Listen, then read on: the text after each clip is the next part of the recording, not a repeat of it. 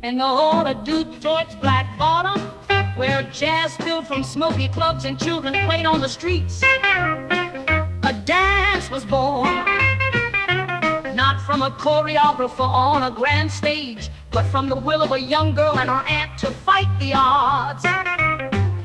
Josephine Carter had once been full of life, her every step infused with dreams of dancing on the biggest stages.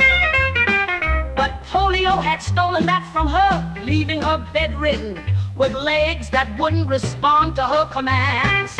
For days after the accident, Josephine lay in her small room staring at the ceiling. She could still hear the music outside, the hum of life in Black Bottom, but it felt distant now. She wasn't part of it anymore, and the thought of never dancing again tore at her heart. Her legs felt heavy and unresponsive. It was as if they didn't belong to her anymore. The lively, joyful girl she had been seen to fade with each passing day. But Clara, her aunt, had other plans. Fresh out of nursing school in Chicago, Clara had returned to Detroit with a fire in her heart. She had always believed in doing things differently, in challenging the rules. Where doctors saw limitations, Clara saw potential.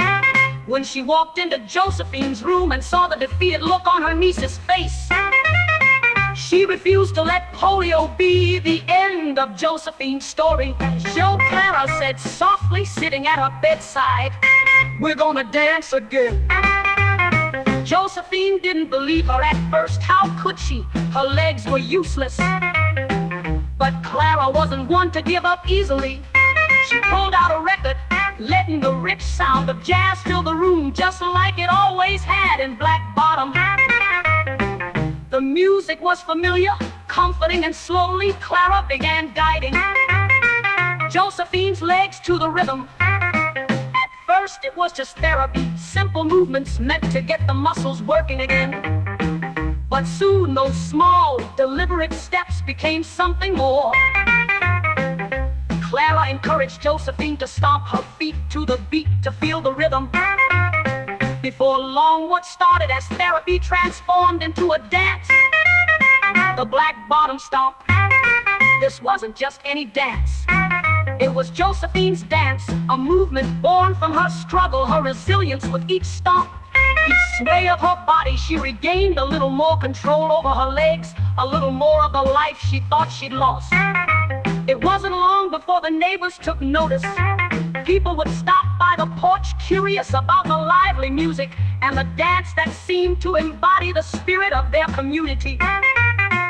The Black Bottom Stomp quickly spread, becoming a neighborhood sensation. What had started as a way for Josephine to reclaim her body soon became something much larger.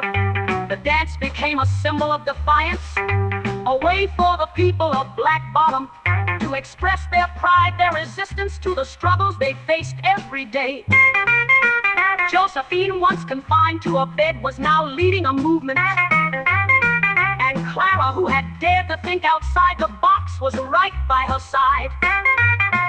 Together they showed that art and culture could be as healing as any medicine.